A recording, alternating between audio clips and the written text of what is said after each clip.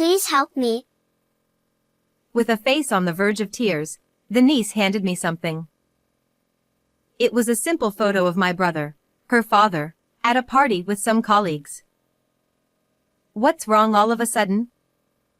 Help you? With what? What are you two doing there? Just as I was about to ask, my sister-in-law intervened with a stern look. I've been looking for you. Come with me. And in an instant, she took the niece away. Left alone, I casually flipped the photo over, and on the back, there was a message from my brother. If anything happens to me, please protect my daughter. My name is Beth. I'm 32 years old and work as an office clerk at the construction company my family runs. My brother, who was 10 years older than me, was hardworking from a young age and carried the heavy expectations of being the heir to our family business. Everyone, including me, assumed that he would inherit the company. However, after graduating from high school, he increasingly clashed with our father and grandfather over management policies. It seemed my brother had no intention of taking over the company. I love being a carpenter, but I'm not doing it to inherit the business. He would say this all the time. Then one day, I've met someone I want to marry. He brought home a woman. Her name was Sarah. With her easygoing personality, she quickly bonded with our family, but she never lived with us. I'm getting married and moving out. What? You're not going to take over the company? You know how I don't get along with Dad. Sorry for the trouble, but this is how it's going to be. With that, my brother gently patted my head and, just a few days later, got married and moved out. Even then, he kept in touch with me, chatting about trivial things. Sarah's dinner tonight was delicious, as always. She's a nutritionist, so she makes sure it's good for my high blood pressure. Yeah, I've heard that many times. You never get tired of bragging. I was genuinely happy as long as my brother was happy. A few years after they got married, my niece Summer was born. From then on, I would occasionally meet with my brother and his wife. They seemed very happy, and their daughter grew up loved by both of them. When the niece turned 10, talks of mending our family's relationship with my brother began. If we could laugh together as a family again, nothing would make me happier. But that wish was never granted. One day, while I was working as usual, my sister-in-law called me, which was unusual. Normally, I would hear from my brother, not her. Puzzled, I answered the phone immediately.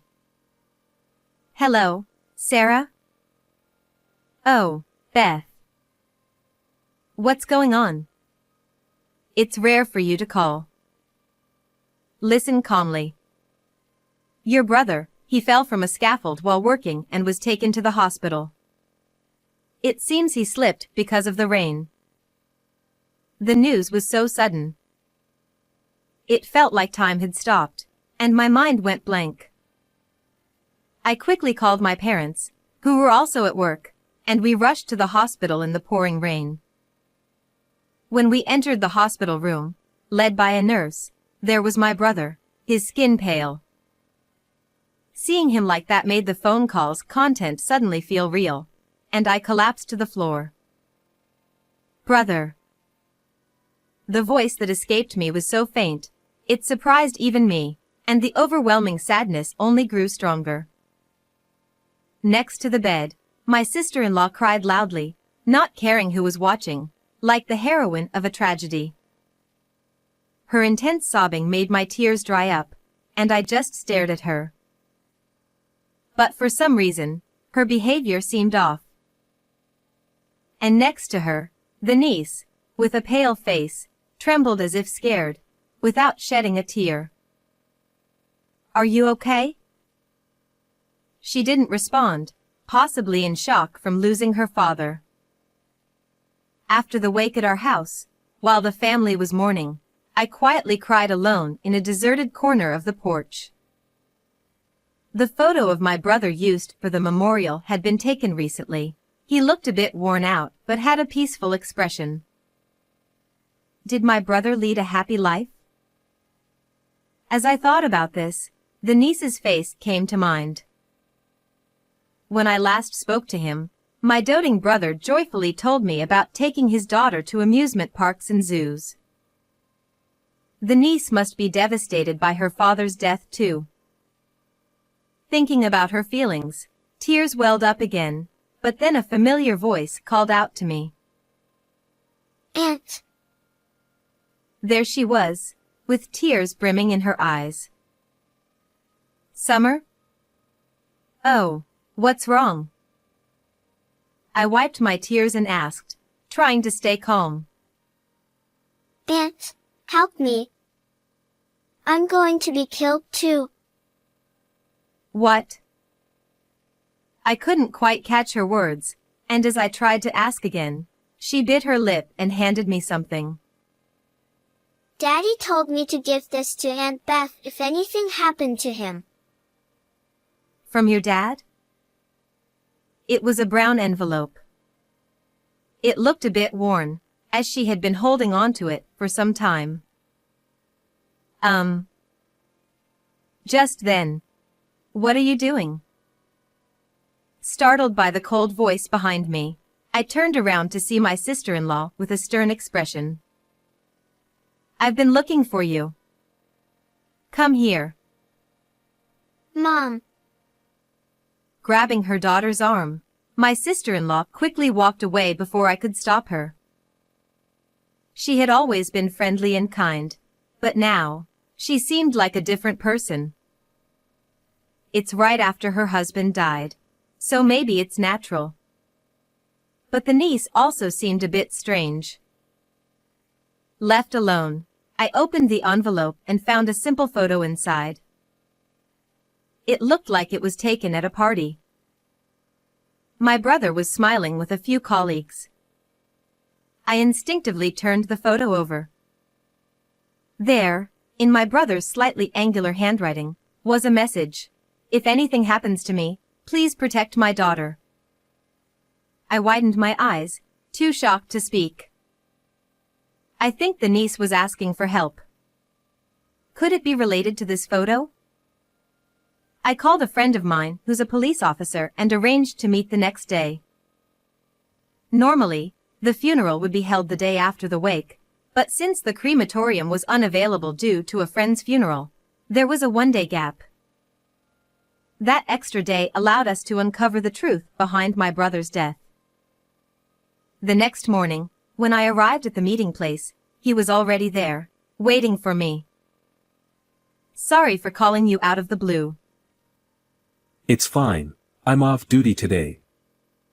So, what's going on? Well, I explained everything that had happened, and he listened intently. From a police perspective, there's not enough evidence for us to act on this. I see.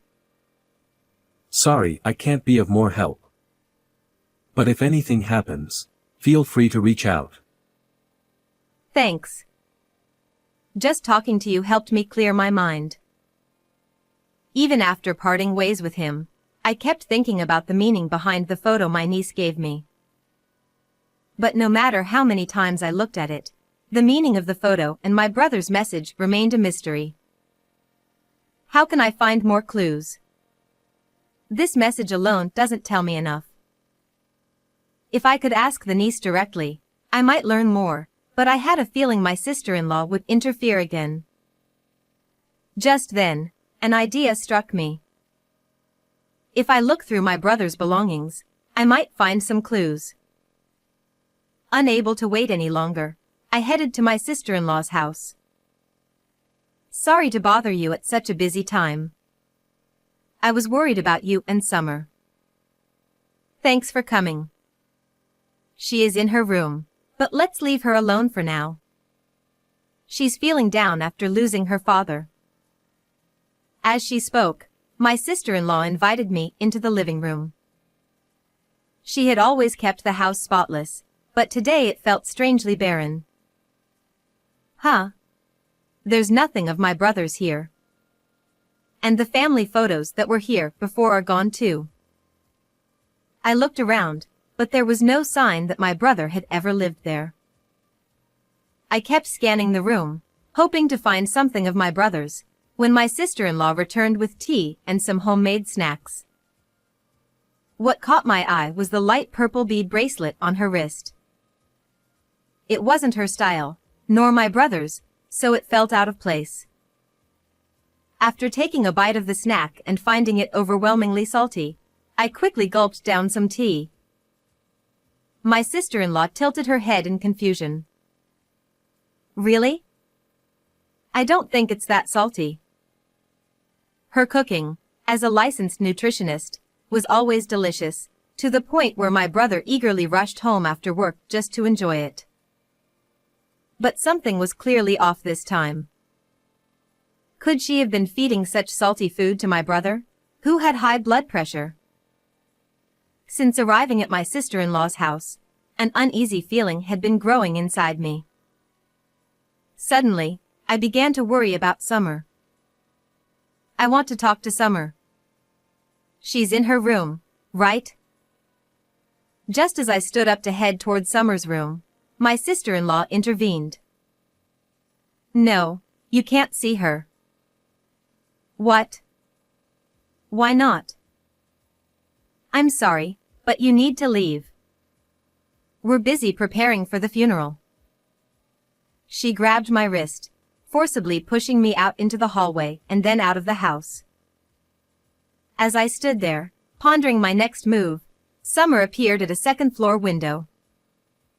She placed a finger to her lips, signaling for silence, and tossed something down to me. It was a small key, wrapped in a cute notepad paper. The note read, "This is the key to the storage room. After you use it, hide it under the flower pot so it won't be found." I silently gave Summer a thumbs up, and she nodded before quietly closing the window. I snuck around to the backyard, and using the key Summer gave me, I unlocked the storage room. Inside, I found a large collection of my brother's belongings. Among them, I discovered a diary. My brother had always been diligent about documenting his daily life, even back when he lived with us. This is. As I read the diary, I found content that was hard to believe. He wrote about how the seasoning in their meals had become increasingly strong. Even when he pointed it out, his wife, the nutritionist, would dismiss his concerns, telling him to trust her expertise. He also mentioned that his health had been deteriorating recently. The diary also revealed the meaning behind the photo my brother had left behind. This is unforgivable. The next day, a large crowd gathered for my brother's funeral, including family members and his work colleagues. When my sister-in-law took the microphone to give a speech as the bereaved wife, I stood up and interrupted her. There's something I need everyone to hear. Beth? What are you doing? Ignoring her surprised reaction, I stepped forward in front of the family. My brother's death, it wasn't an accident. The room buzzed with murmurs, and my sister-in-law's expression turned grim. What are you saying? He slipped and fell from the scaffolding while working. I showed everyone my brother's diary. Everything is written here. My sister-in-law, who normally cooks so well, began making dishes with much stronger seasoning. My brother's health started to decline, and despite his high blood pressure, he was being fed salty snacks and soup daily, with no option to leave anything uneaten. Isn't that strange, Sarah? I don't know anything about that. I was always careful with his meals. I glanced at her, fully prepared for her to deny everything, and then pulled out another piece of evidence. This is the photo my brother left for me. At first, I didn't understand its significance. But yesterday, when I visited your house, I realized the truth. Someone in this photo is wearing a light purple bead bracelet, identical to the one you were wearing, Sarah. As I pointed to the person in the photo, all eyes turned toward them. Max, you and Sarah were having an affair, weren't you? My brother trusted you more than anyone else as his colleague. So why would you do this? The room erupted into whispers, while my sister-in-law glared at me, and Max looked pale and visibly shaken. I had known Max for a long time. He and my brother had become close after my brother started working, and he often visited our home. I could see the same bracelet on Max's wrist, the one that matched my sister-in-law's. My brother must have been deeply conflicted, knowing that the person he trusted the most was the one betraying him, and possibly even trying to take his life. That's why he couldn't bring himself to speak plainly and left this photo instead. As I spoke through tears, Max broke down, clutching his head. A diary and a bracelet aren't enough to prove an affair or that I had anything to do with his death. She lashed out in anger, but I had anticipated this and continued with more evidence. There's more. My brother checked Sarah's phone and saw emails between the two of you. In them, you discussed how to get rid of him because he was in the way of your relationship. That's nonsense. Is it? It wouldn't be hard to verify. At first, you considered using his high blood pressure to slowly poison him with salty foods, but it was taking too long. Desperate to be with Max, you asked him to stage an accident at the worksite, to push my brother from a height on a rainy day, and to say he simply slipped if anyone asked. Isn't that right? I never said that. It was all his idea. She pointed at Max, trying to shift the blame. Max shook his head in denial. Max, it was raining the day my brother died, wasn't it? Max nodded slightly. Normally, work would be halted on a rainy day, so why? It was just a drizzle, and the deadline was close, so she said we should go ahead. I thought it was an opportunity. My brother trusted you as a friend, right up to the end. I heard someone gulp audibly as Max turned to Summer and fell to his knees, bowing his head. I was led astray by her, and I've done something terrible. I'm truly sorry. Summer looked at him with sorrowful eyes as he continued to apologize, tears streaming down his face. Even then, my sister-in-law kept shouting. I didn't know anything. I'm not guilty. Will you submit the incriminating emails to the police? Max handed over his phone, and at that moment, my sister-in-law finally realized it was over. A police officer, a friend of my brother's who had attended the funeral, arrested them both, bringing them to justice. Afterward, they were given long sentences. Thanks to the efforts of the lawyer I hired, Summer was able to receive $100,000 from the Crime Victims Compensation Program, which helps victims' families regain peace in their lives. Although she was deeply affected by the incident and took time to recover, she eventually became more cheerful after being adopted by me.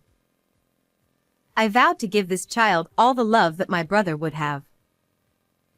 How did you find this story? Don't forget to subscribe to the channel. See you in the next video.